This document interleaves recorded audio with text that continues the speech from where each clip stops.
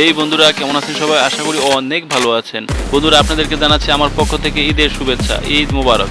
তো বন্ধুরা আজকে আমি কথা বলবো রিসেন্টলি মুক্তি পাওয়া এক্সক্লুসিভ 4টা অ্যাকশন ড্রামা মুভি নিয়ে। ঈদের ছুটিতে আপনারা এই 4টা মুভি ডাউনলোড করে দেখে নিন, আশা করি আপনাদের সময় অনেক ভালো কাটবে।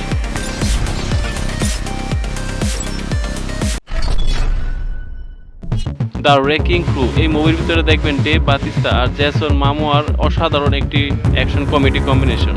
মুভির মেইন কাহিনীটা হলো ডেভ বাতিস্তা আর জেসন মামোয়ার বাবাকে কে বা কারা কার অ্যাক্সিডেন্ট করিয়ে হত্যা করে। আর এখানে ডেভ বাতিস্তা আর জেসন মামোয়া থাকে দুজন সৎ ভাই।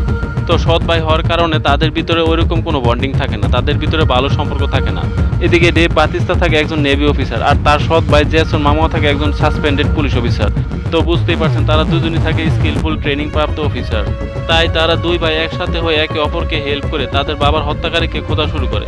আর তাদের বাবার হত্যাকারীকে খুঁজতে গিয়ে বের হয়ে আসে এক জাপানিজ পাওয়ারফুল গ্যাংয়ের। এখন এই জাপানিজ পাওয়ারফুল গ্যাংরা তাদের বাবাকে কেনই বা হত্যা করলো তার পিছনে কিন্তু একটা রহস্য আছে, সেটা না হয় আপনারা ডাউনলোড করে দেখে নিন।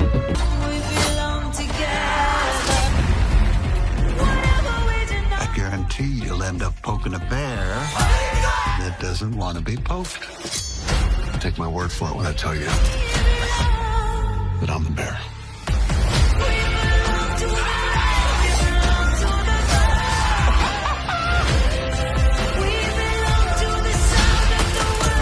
Ninjas on bikes. Not talking more shooting. You got fat. You got old.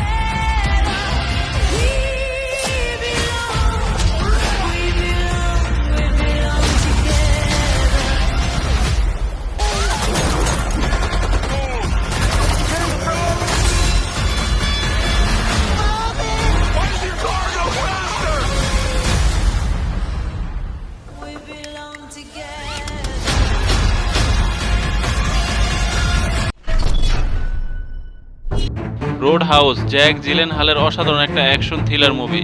এই মুভিতে জ্যাক জিলেনহালের নাম থাকে ডাল্টন। তো ডাল্টনের অতীতের কাহিনী হলো ডাল্টন থাকে একজন এক্স ইউএফসি ফাইটার। এক্স বললাম এই কারণ সে এখন ইউএফসি ফাইটিং ছেড়ে দিয়েছে, রিটায়ার করেছে। এখন সে ছোটখাটো ক্লাবে ফাইটিং করে।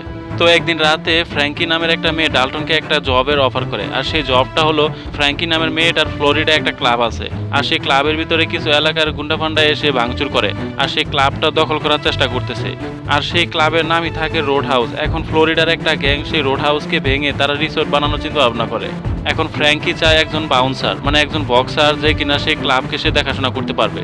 এখন ডাল্টন যেহেতু অনেক নাম করা বক্সার ছিল, তাই ফ্র্যাঙ্কিরও ডাল্টনকে অনেক পছন্দ হয়ে যায়।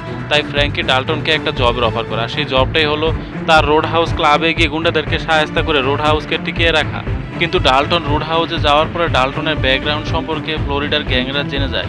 পরে ফ্লোরিডার গ্যাংরা ডাল্টনকে মারার জন্য নক্স নামের একটা সাইকো ফাইটারকে পাঠায়। তো মুভির আসল মজাটা পাবেন এই সাইকোর সাথে fighting action সিনগুলোতে।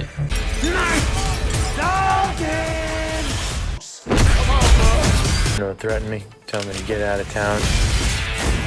I get the impression that you can't be threatened. Once Knox is on the job, it's over, baby. It takes a lot to get me angry, but when I am,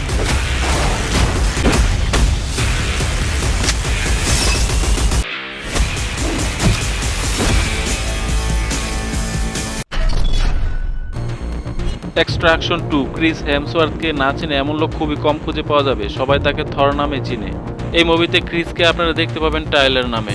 তো extraction first part যারা দেখেছেন একদম শেষের দিকে Chris গুলি খায় আর মনে হচ্ছিল ক্রিস মনে হয় মারা যাবে, কারণ ব্রিজ থেকে পড়ে গিয়েছিল পানির ভিতরে। কিন্তু ভাগ্যক্রমে তার যে ব্যাকআপ টিম ছিল সেই ব্যাকআপ টিম তাকে ওইখান থেকে উদ্ধার করে, ওইখান থেকে সরাসরি দুবাই নিয়ে আসে। দুবাইয়ের সে মোটামুটি সেকেন্ড লাইফ পায়, সুস্থ হয়ে যায়।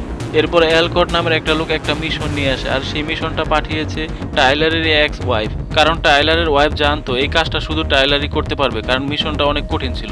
এখন মিশনটা হলো টাইলারের এক্স ওয়াইফের বোন, মানে টাইলারের শালিকা জর্জিয়ায় একটা জেলখানায় তার হাজবেন্ডের সাথে 2টা সন্তানের সাথে নিয়ে বন্দি অবস্থায় জেলখানার ভিতরে আছে।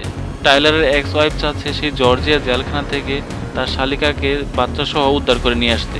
কিন্তু টাইলার যখন জর্জিয়ার সেই জেলখানায় যায় তার শালিকা আর তার শালিকার বাচ্চাদেরকে বের করে নিয়ে আসতে, বিশ্বাস করেন পুরো জর্জিয়ার প্রশাসন তাদের পিছনে লেগে যায়। কারণ টাইলারের শালিকার যে হাজবেন্ড সে থাকে অনেক পাওয়ারফুল। এখন দেখার বিষয় থাকবে পুরো জর্জিয়ার পুলিশ ফোর্সের এগেনস্টে টাইলার কত দূর সার্ভাইভ করতে পারে এবং তার শালিকার বাচ্চাদেরকে সেভ করতে পারে কিনা।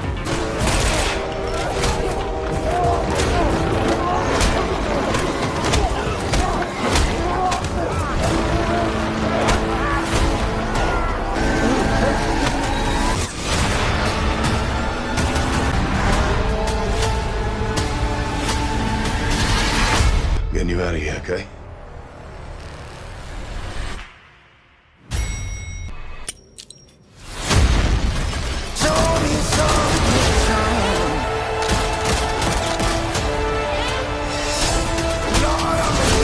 You told me to find the reason I fought my way back.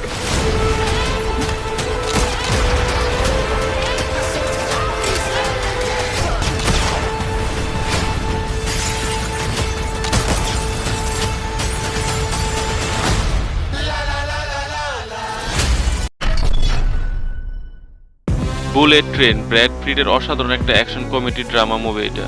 তো মুভির মেইন টপিকে চলে যায়। ব্র্যাড পিট থাকে একজন কিলার, তার ম্যানেজার তাকে ফোন দিয়ে বলে টোকিও থেকে কোয়োটো শহরগামী একটা বুলেট ট্রেনে উঠতে, আর সেই ট্রেনের ভিতরে একটা সাদা বিট কেস আছে সেটা চুরি করতে। এই মিশনে ব্র্যাড পিটের নাম দেওয়া হয় লেডিবাগ, আর লেডিবাগ নাম দেওয়ার পিছনে একটা কারণ আছে, কারণ সে আগের মিশনগুলোতে প্রত্যেকটা মিশনে সে ঝামেলা বাজিয়ে দিত, মিশনগুলো ঠিকঠাক কমপ্লিট করতে পারতো না। কিন্তু সে জানতো না তার ভাগ্যটা এতটাই খারাপ যে সাধারণত একটা বিট কেস চুরি করতে এসে একটা পুরো মাফিয়ার চক্রের ভিতরে পড়ে যায়। তো মুভিটা নিয়ে আর বেশি কিছু এক্সপ্লেন করলাম না, আপনারা মুভিটা ডাউনলোড করে দেখে নিন, আশা করি অনেক এনজয় করবেন। তো বন্ধুরা, শেষ করছি আজকের আমার মুভির সংক্ষিপ্ত এক্সপ্লেনেশন। আমার ভিডিও যদি একটু ভালো লেগে থাকে আপনার কাছে, অবশ্যই কিন্তু আমার চ্যানেলটাকে সাবস্ক্রাইব করে রাখবেন। আবারও ঈদের শুভেচ্ছা জানিয়ে চলে যাচ্ছি। যে যেখানে আছেন ভালো থাকুন, সুস্থ থাকুন, আবার দেখা হবে নতুন কোনো ভিডিওতে। Bye bye, tata. Sounds so easy when you say it. One little prick from this, you know it. Yes! Shit balls. White Death letting any of us off this train. We need to come up with a plan. Hurt people. What's happening to your face? Maybe there was a little head trauma? Maybe. I gotta get off this train. Sorry, buddy.